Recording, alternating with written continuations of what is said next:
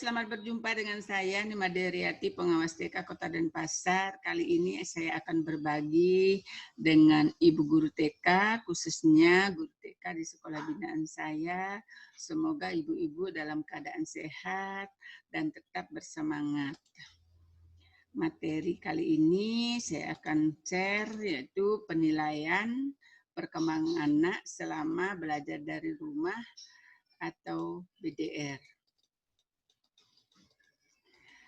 Apa itu penilaian? Penilaian merupakan proses pengukuran terhadap hasil kegiatan belajar anak yang dilakukan berdasarkan fakta yang sesungguhnya atau otentik.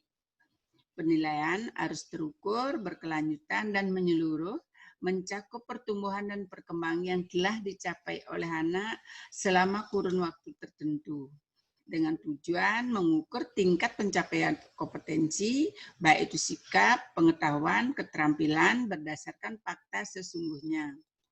Nah, siapa yang melakukan penilaian selama BDR? Karena proses pembelajaran selama pandemi dilakukan di rumah, orang tua yang membantu guru dalam mengamati dan mengamati pertumbuhan dan perkembangan anak. Orang tua mengamati berbagai aktivitas di rumah melalui pengamatan terhadap segala hal yang dilakukan anak ataupun yang diucapkan oleh anak, termasuk ekspresi wajah, gerakan, hasil karya anak, baik yang dilakukan di dalam ruangan, di dalam rumah, maksudnya di ruang keluarga, di dapur, di kamar mandi maupun di tempat tidur. Dengan merekam dalam bentuk video atau memfoto hasil karya anak, kemudian disampaikan hasilnya kepada guru melalui media daring ataupun melalui WA.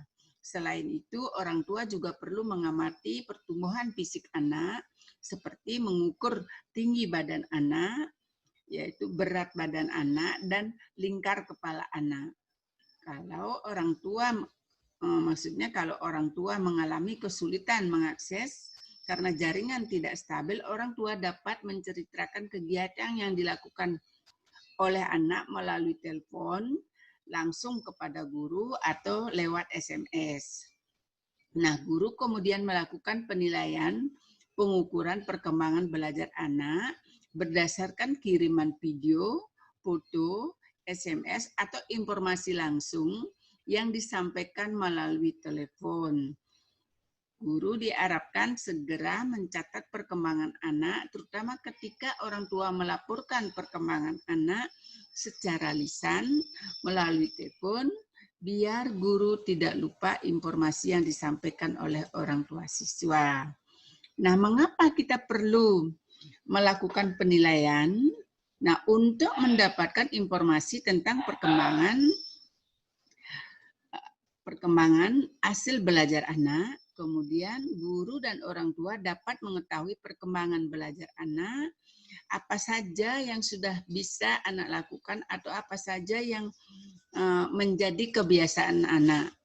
Nah, sehingga guru dapat merancang program pembelajaran yang sesuai dengan minat, kebutuhan, dan kekuatan anak yang akan dapat meningkatkan kepercayaan diri anak untuk terus belajar dan semakin berkembang kemampuannya. Nah, kapan dilakukan penilaian? Penilaian itu dilakukan oleh orang tua kapan saja dan di mana saja bisa dilakukan, mulai anak sejak dari bangun tidur hingga kembali berangkat tidur di malam hari. Nah, kegiatan itu bisa dinilai saat anak berada di halaman, di ruangan keluarga, di dapur, di kamar mandi, maupun di tempat tidur.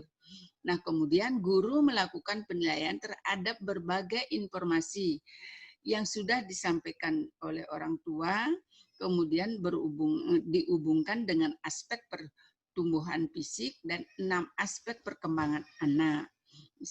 Misalnya, nilai moral agama, perkembangan fisik motorik, baik halus maupun kasar, kemudian serta kesehatan fisik dan perkembangan kognitif, kemampuan berbahasa, sosial, emosional, begitu juga seni. Nah, bagaimana proses penilaian? Proses penilaian dilakukan yang pertama dengan mengumpulkan data. Seperti tadi sudah saya sampaikan, dengan mengumpulkan hasil karya anak atau video belajar anak yang sudah dikirim oleh orang tua siswa. Kemudian setelah itu pengolahan data, menganalisa data, menyimpulkan, dan membuat keputusan. Baru pelaporan, baik tulisan maupun secara tertulis. Nah, Ibu Guru dimanapun berada, pelaporan ini tentu membutuhkan dokumentasi. Nah, bagaimana cara mendokumentasikan hasil penilaian anak? Nah, selama kondisi pandemi COVID-19 ini, guru dapat meminta orang tua untuk mengirim foto-foto hasil karya anak atau proses kegiatan anak belajar di rumah, sehingga memudahkan guru dalam melakukan penilaian. Guru juga bisa meminta orang tua menuliskan nama dan tanggal hasil karya anak yang dikirim, serta menuliskan semua yang dikatakan oleh anak saat anak melakukan kegiatan untuk mengkonfirmasi hasil karya yang dibuatnya agar tidak salah saat guru membuat interpretasi karya anak. Nah, misalnya orang tua mengirim gambar. Nah, gambar itu kapan dilakukan, apa saja yang dikomunikasikan saat menggambar, begitu juga saat orang tua mengirimkan hasil-hasil karya anak yang lainnya. Baik itu berupa lipatan, rincian, coretan-coretan, tulisan, dan sebagainya. Nah, guru kemudian akan menghubungkan karya anak dengan pencapaian pada kompetensi dasar yang sesuai, yang telah dicapai. Nah, penting bagi guru untuk membantu guru mendapatkan data pertumbuhan dan perkembangan secara utuh pada setiap aspek perkembangan. Guru dapat menyampaikan kepada orang tua kegiatan apa yang sebaiknya difoto atau direkam oleh orang tua untuk dilaporkan kepada guru. Nah, misalnya dengan menyampaikan pemberitahuan sebagaimana yang telah disampaikan oleh guru dalam bahan ajar RPPM untuk orang tua siswa. Di sana sudah jelas, sudah ada pengantarnya. Nah, berdasarkan dokumen foto-foto dan video yang dikirim oleh orang tua, guru dapat mendokumentasikan perkembangan anak. Nah, guru akan membuat format penilaian, baik itu hasil karya anak, anekdot, maupun dengan checklist. Di sini saya berikan contoh penilaian hasil karya anak, yaitu ada kolomnya foto hasil karya atau video, kemudian ada hasil pengamatan, ada indikator kompetensi yang telah dicapai, sesuai foto atau gambar dan video yang sudah dikirim oleh orang tua siswa. Guru akan menganalisis dan menyesuaikan terhadap kompetensi, indikator kompetensi yang telah dicapai oleh anak. Nah, di sini tetap guru memakai 4 skala pencapaian perkembangan anak, baik itu berupa belum berkembang, jika anak itu melakukan kegiatan terus memerlukan bimbingan atau dicontohkan oleh orang tua siswanya, itu berarti belum berkembang. Kalau mulai berkembang, jika anak melakukan kegiatan masih harus diingatkan atau dibantu oleh orang tua siswa, itu mulai berkembang. Kalau berkembang sesuai harapan, jika anak sudah dapat melakukan kegiatan secara mandiri dan konsisten tanpa harus diingatkan atau dicontohkan oleh orang tua siswa. Yang terakhir yaitu berkembang sangat baik apabila anak sudah dapat melakukan kegiatan secara mandiri tanpa ada bantuan siapapun. Bahkan anak sudah bisa membantu temannya yang belum mencapai kemampuan sesuai indikator yang diharapkan. Itu berkembang sangat baik. Nah, bagaimana caranya mengelola data atau informasi tentang anak? Di sini guru harus membuat penilaian bulanan, yaitu guru mengumpulkan semua data, baik itu berupa video, hasil karya, maupun berupa gambar yang sudah dikirim oleh orang tua siswa. Kemudian guru memilah data yang dimiliki dan menganalisa data penilaian hasil karya anak, baik itu video, proses belajar anak maupun hasil karya.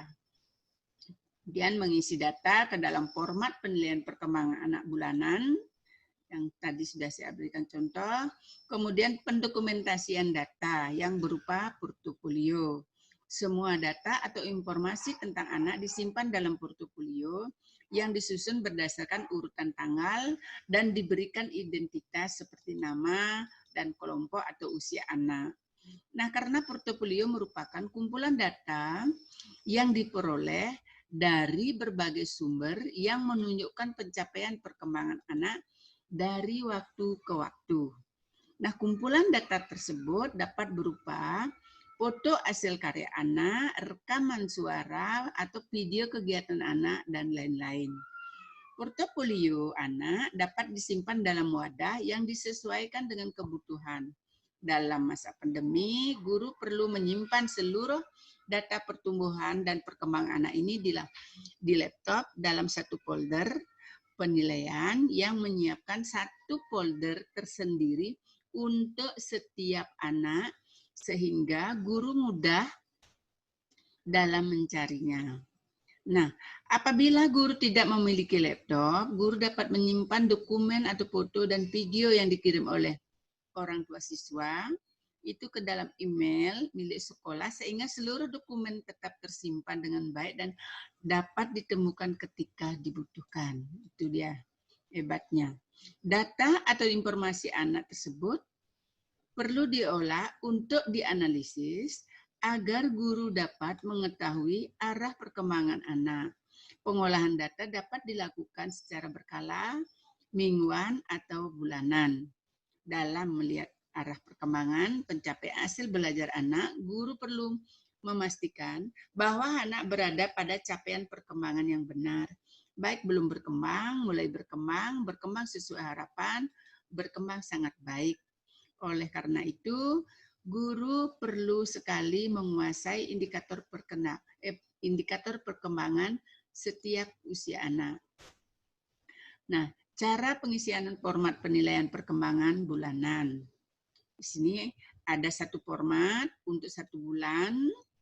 Cara pengisiannya, penulisannya, di sana ada skala penilaian, BB, MB, BSA, BSD, kemudian tulis capaian perkembangan pada kolom yang sesuai.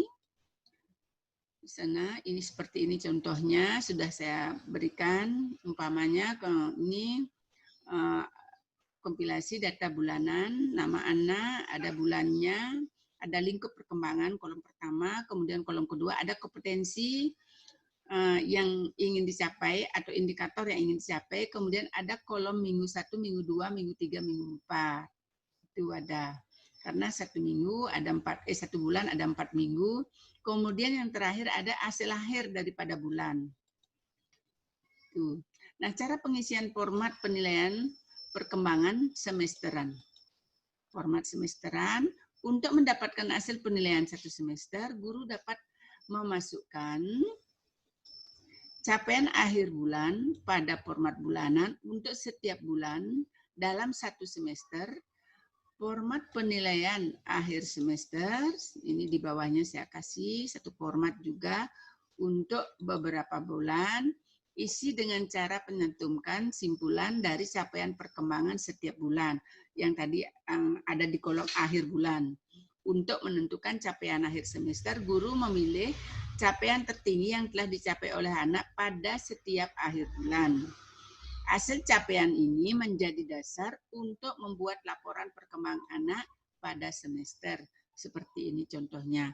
Ada program pengembangan, ada kompetensi dasar atau indikator kompetensi dasar, kemudian ada simpulan bulan 1, bulan 2, bulan 3, bulan 4, bulan 5, bulan 6, kemudian yang terakhir simpulan secara umum dari sekian bulan yang akan ditulis di dalam 1 semester. Nah, kemudian ada pelaporan. Laporan perkembangan anak merupakan alat untuk mengkomunikasikan dan menjelaskan penilaian tentang perkembangan anak setelah mengikuti layanan kegiatan pembelajaran. Laporan perkembangan anak dibuat secara tertulis oleh guru.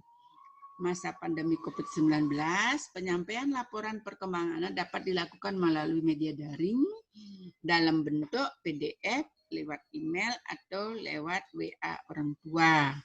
Nah, pada saat penyampaian laporan perkembangan anak, guru dapat menyampaikan satu, keadaan anak waktu belajar secara fisik, sosial, dan emosional. Yang nomor dua, kemampuan atau kompetensi yang sudah dan belum dikuasai oleh anak. Yang ketiga, hal-hal yang harus dilakukan orang tua untuk membantu mengembangkan atau meningkatkan perkembangan anak lebih lanjut. Itu dia. Nah, sekarang tata cara penulisan laporan perkembangan anak di dalam raport. Nah, satu, menggunakan bahasa yang mudah dipahami dengan kalimat positif dan santun.